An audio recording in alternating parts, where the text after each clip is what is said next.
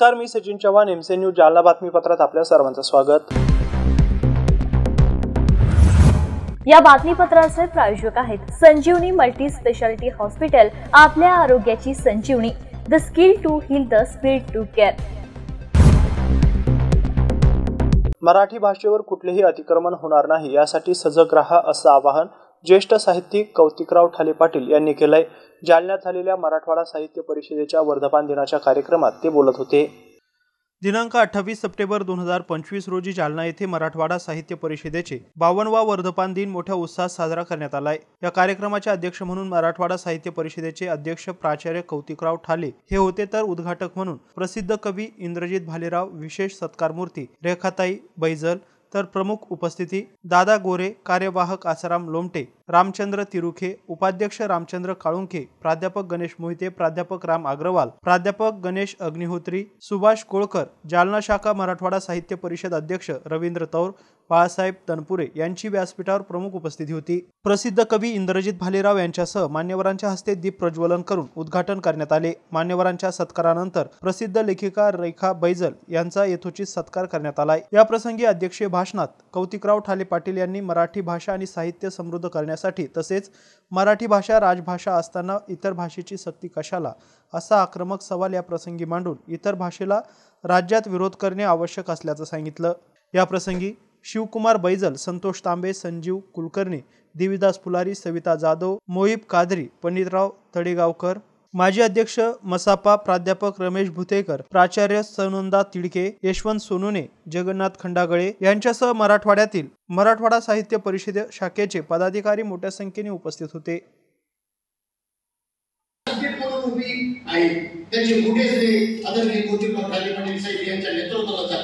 शेवटी एवढे सांगायचे वाटते की असे साहित्यिक आणि संघटक हे आपले सांस्कृतिक दीपस्तंभ आहे, त्यांच्या कार्याचा वारसा आपण पुढे न्यायला हवा। 1988 च्या निवडणुकीत मराठवाडा साहित्य परिषदेच्या कार्यवाहक ठाले पाटील यांची पाटील निवडून आले। 1988 ते 2025 अशी सलग 37 वर्षे ठाले पाटीलांची मराठवाडा साहित्य परिषदेची दखलची कारकीर्द आहे। त्यांचे खणखणीत आवाज, बोलणं, अतिशय गरिबीतून ते पुढे आले। मराठीचे प्राध्यापक आहेत, प्रदीर्घ काळ प्राचार्य होते, विद्यापीठाचे कुलगुरूपदी प्रभारी म्हणून काही काळ भूषवलेले आहे। मराठवाड्याच्या सर्वात मोठ्या मराठवाडा शिक्षण प्रसारक मंडळाच्या अध्यक्षपदाचा कारभारी त्यांनी उच्च न्यायालयाच्या आदेशानुसार सांभाळलेला आहे।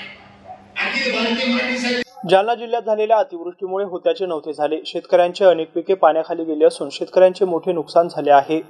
त्यामुळे शैक्षणिक वर्षात शेतकऱ्यांच्या मुलांची शैक्षणिक फीस पूर्णपणे माफ करावी यासह विविध मागण्या वंचित बहुजन आघाडीचे युवक जिल्हाध्यक्ष विजय लहाने यांनी जिल्हाधिकारी यांच्याकडे केल्या आहे। मला सांगा, तुम्ही आज निवेदन दिलं जिल्हाधिकाऱ्यांना, काय निवेदन होतं, काय सांगा? आम्ही आज या संपूर्ण मराठवाड्यामध्ये मोठ्या प्रमाणात येडगाव पाऊस पडलेला आहे। 15 दिवसापासून धुवाधार पाणी चालू आहे। लोकांच्या घराने, शेतकऱ्याच्या घराने, शेतकऱ्याचे सगळे माल, संपूर्ण 100% माल या ठिकाणी नुकसान झालेले आहे। वल्ला दुष्काळ जाहीर करत आहे तर सगळेच मागणी करत आहे, पण शेतकऱ्याच्या मुलाची जी शैक्षणिक फी आहे येणाऱ्या वर्षाची, चालू वर्षाची आणि येणाऱ्या वर्षाची, आता शेतकऱ्याचं काही उत्पन्न होणार नाही, त्याच्यासाठी शेतकऱ्याच्या मुलाची संपूर्ण एज्युकेशन फी माफ करावं यासाठी वंचित बहुजन आघाडीच्या वतीने आम्ही निवेदन देण्यासाठी आलो होतो। कारण तुम्ही आता हे पंचनामे जे चालू आहे त्या पंचनाम्यामध्ये आमचे नांगराचे पैसे शेतकऱ्याचे वसूल होत नाही। त्याच्यासाठी शेतकऱ्याचे जे एज्युकेशन करणारे मुलं आहे त्यांच्या संपूर्ण या फी माफ करण्यासाठी वंचित बहुजन आघाडीच्या वतीने आम्ही या ठिकाणी निवेदन घेऊन आलो होतो। जिल्हाधिकारी मॅडमची मीटिंग चालू असल्याने आम्ही ॲडिशनल मॅडमला भेटलो आणि त्यांनी निवेदन दिलेलं आहे। आम्ही त्यांच्या मार्फत मुख्यमंत्र्याला, देवेंद्र फडणवीस मुख्यमंत्री यांना आम्ही निवेदन पाठवलेलं आहे। दादा भुसे शालेय शिक्षण मंत्री त्यांना सुद्धा या ठिकाणी आम्ही निवेदन कलेक्टरच्या मार्फत पाठवलेलं आहे। आणि आमची अशी अपेक्षा वंचित बहुजन आघाडीची मागणी बी आहे की ताबडतोब त्या लेकराचे एज्युकेशन फी माफ करावा आणि त्याला येणाऱ्या वर्षामध्ये ॲडमिशन फ्री मिळावं, अशी आमची मागणी वंचित बहुजन आघाडीची। जालना तालुक्यातील थारगाव मागील 2 महिन्यांपासून अंधारात होते। वीज बिल न दिल्याचे कारण देत महावितरणने येथील वीज कनेक्शन तोडले होते। मात्र वंचित बहुजन आघाडीचे युवा जिल्हाध्यक्ष विजय लहाने यांनी आंदोलनाची भूमिका घेताच महावितरण प्रशासनाने तात्काळ वीज जोडणी करून दिली। त्यामुळे कृतज्ञ झालेल्या गावकऱ्यांनी विजय लहाने यांचे गावात जंगी स्वागत करून त्यांचे आभार मानले आहेत। जालना तालुक्यातील थार गावामध्ये मागील 2 महिन्यांपासून लाईट नव्हती, त्यामुळे शालेय विद्यार्थ्यांसह नागरिकांना मोठ्या त्रासाला सामोरे जावे लागत होते। गावकऱ्यांनी आमदार खासदार यांच्याकडे तक्रारी केल्यानंतर येथील लाईट सुरू झाली नव्हती। मात्र वंचित बहुजन आघाडीचे युवक जिल्हाध्यक्ष विजय लहाने यांनी कार्यकर्त्यांसह गावाची पाहणी करून कन्हैयानगर येथील महावितरण कार्यालयावर रविवारी आंदोलनाचा इशारा दिला होता। यावेळी महावितरणने वीज बिल न भरण्याचे कारण दिले, तेव्हा कुठलाही विचार न करता पदरमोड करत त्यांनी महावितरणला काही रक्कम देखील अदा केली। त्यानंतर अवघ्या तासभरात थार गावातील लाईट सुरू झाली। गावात उजेड आल्यानंतर गावकऱ्यांनी कृतज्ञता व्यक्त करण्यासाठी विजय लहाने यांना गावात बोलवून त्यांचे जंगी स्वागत केले। तसेच त्यांच्या हस्ते दुर्गा मंडळाची महाआरती देखील करण्यात आली। यावेळी गावकऱ्यांनी घोषणाबाजी करत विजय लहाने आणि कार्यकर्त्यांचे आभार मानले।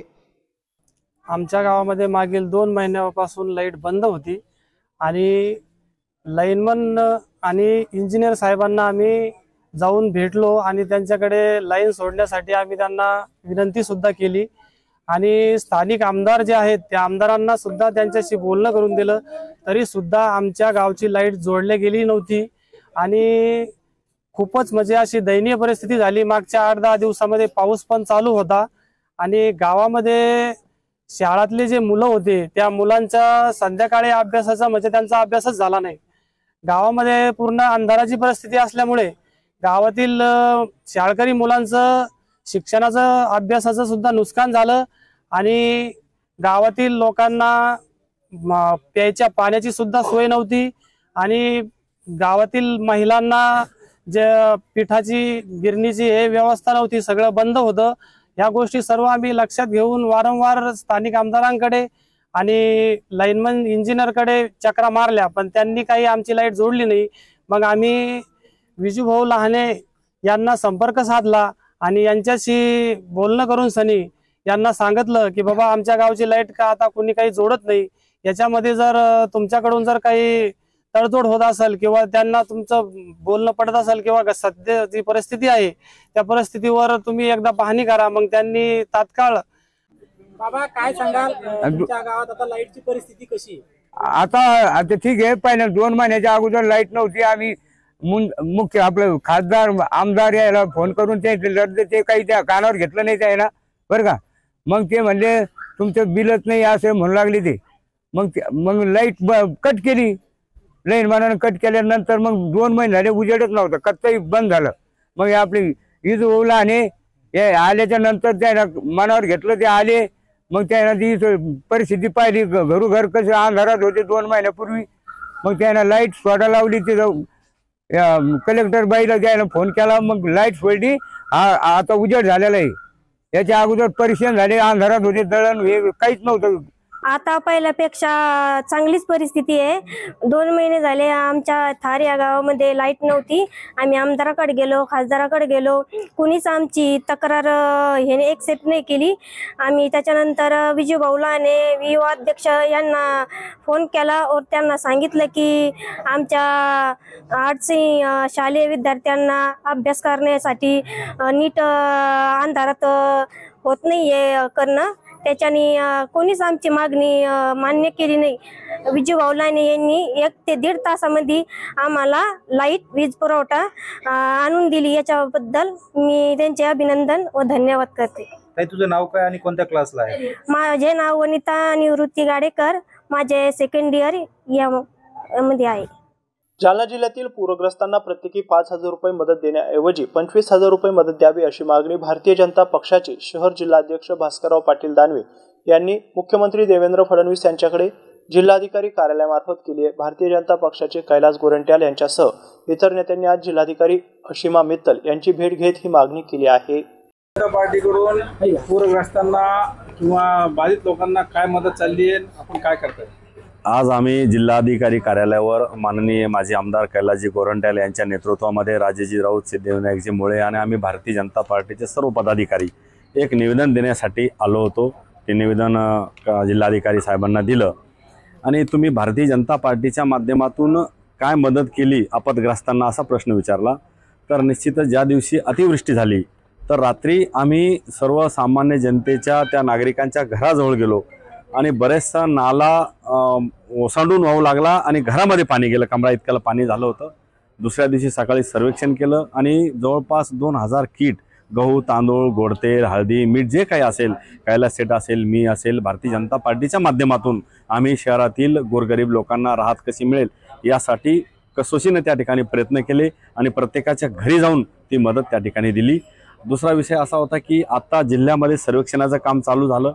5,000 रुपये शासनाने पहिले आपत्ग्रस्तांना जाहीर केले, परंतु आम्ही आता जे जिल्हाधिकारी साहेबांना बोलल्याप्रमाणे त्यांनी सांगितलं की 10,000 रुपये आम्ही देणार आहोत, परंतु किमान 25,000 ते 50,000 रुपये शेतकरी असेल, शहरातील नागरिक असेल अशा लोकांना राहत म्हणून, मदत म्हणून त्या ठिकाणी मिळाले पाहिजे. अशा प्रकारची मागणी देखील आम्ही त्या ठिकाणी केलेली आहे.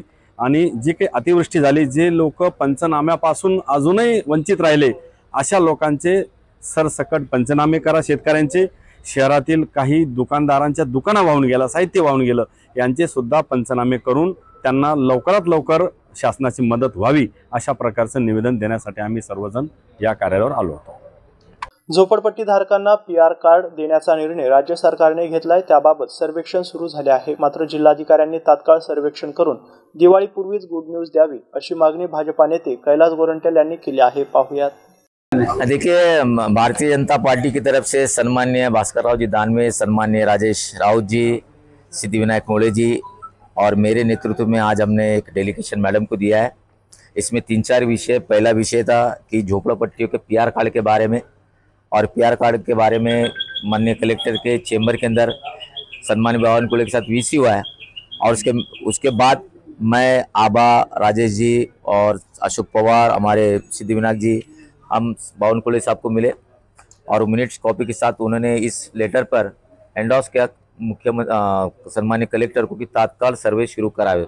और आज हम पत्र हमको दिया है और इसमें कहते हुए खुशी होती है कि मैडम ने कहा है कि हमने नागपुर में जिस तरह से PR कार्ड बनाए 55,000, वो प्रोसीजर का हम लोगों ने मंगाया, वो प्रोजेक्ट कैसा किया वो मंगाया और आने से शुरुआत करेंगे. हमारे एक ही मांगने की, जालना झोपड़पट्टी में रहने वालों को PR कार्ड के जो सर्वे है दिवाली के पहले अगर होता है तो एक प्रकार की उनको मिठाई मिले जैसी होगी, एक हमारी मांगनी.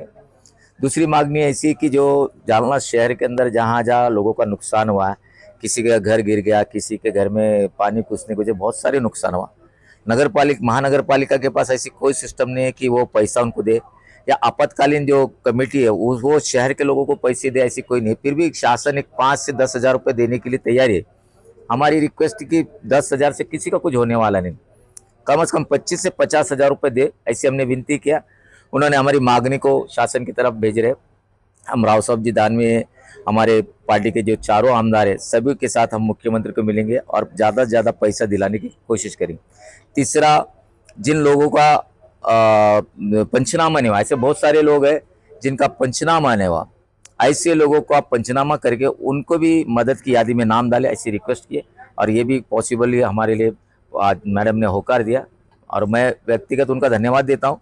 एक महिला कलेक्टर होने के बाद भी वो जहाँ जहाँ बाढ़ग्रस्त हुआ, जहाँ जहाँ तकलीफ हुई वहाँ खुद गई, उनका भी हमने दमनात किया.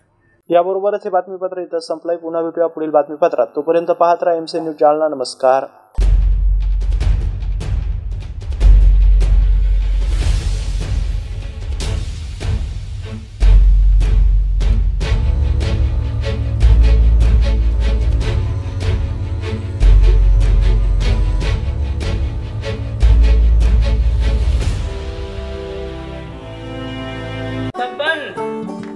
आपको कलेक्टर साहिबा के हाथों से इनामी घर मिल रहा है. आपका घर बहुत सुंदर होगा ना? अरे नहीं बेटा, हम तो बहुत छोटे आदमी हैं। चाचू डोंट वरी, मैं बड़ी होकर आपके लिए और सबके लिए मजबूत और सुंदर घर बना के दूंगी. कालिका सरिया लाना मत भूलना. कालिका TMT सरिया कंक्रीट से करे मजबूत जोड़ और भूकंप संग आग से लड़कर घर को दे दीर्घायु. कालिका सरिया मैं भूली नहीं. बेटिया आप कलेक्टर. कालिका TMT, फैसला जो मजबूत हो. संजीवनी मल्टी स्पेशालिटी हॉस्पिटल, ऋषि park, Ambar चौफुली, Jalna.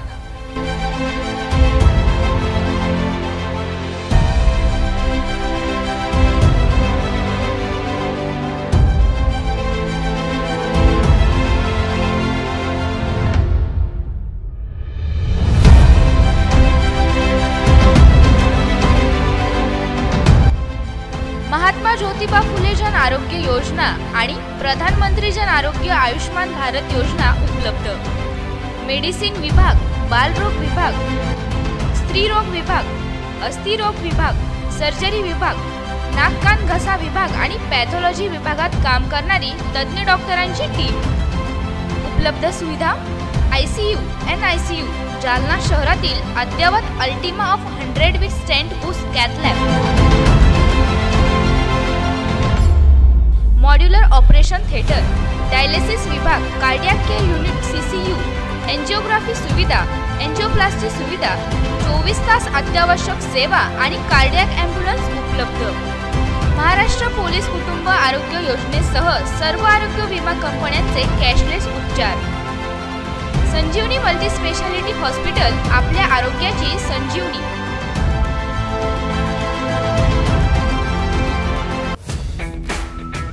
Kothari international dream school CBSE pattern शैक्षणिक वर्ष 2025-26 साठी प्रवेश देणे सुरू। शैक्षणिक वर्षासाठी LKG ते 9वी पर्यंत ऍडमिशन सुरू।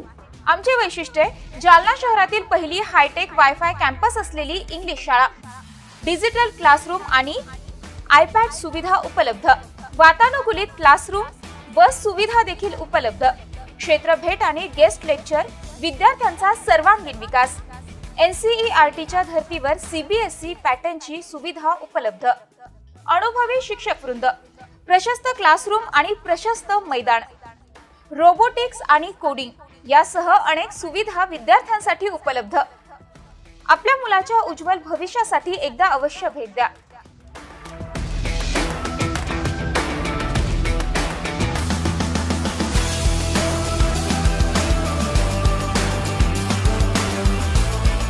Kothari international dream school, JES महाविद्यालयाजवळ देऊळगाव राजा रोड, जालना। संपर्क 9673236007 किंवा 9067791007।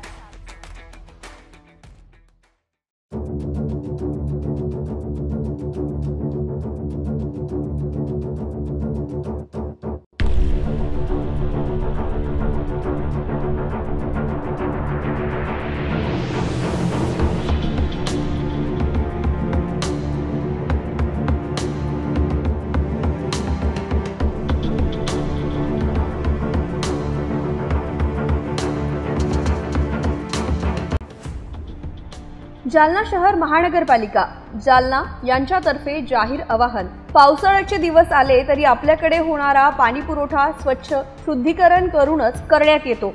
आपल्याकडे नळाला आलेले पाणी स्वच्छ भांड्यात, भांडे स्वच्छ धुवून झाकून ठेवावं। आपल्याला नळ आपल्या दारात, नालीत फुटलेला नसावा याबाबत काळजी घ्यावी। शहरात सध्या अधिकृत नळ कनेक्शन शोध मोहीम सुरू आहे। आपला नळ अधिकृत असेल तर आपल्यास अधिकृत नळ नियमित करण्यासाठी नोटीस आली असेल तर दंडाची रक्कम तात्काळ भरणा करावी। आपण दंडाची रक्कम न भरल्यास आपणावर पोलिसात गुन्हा दाखल करण्यात येईल याची नोंद घ्यावी। महानगरपालिकेची कोणत्याही नागरिकावर गुन्हा दाखल करण्याची इच्छा नाही, मात्र आपण दंडाची रक्कम भरली नाही तर नाईलाजाने आपणावर गुन्हा दाखल करण्यात येईल याची आपण नोंद घ्यावी। याकरिता सर्व नागरिकांनी वरील बाबींचे तंतोतंत पालन करावे आणि महानगरपालिकेस सहकार्य करावे।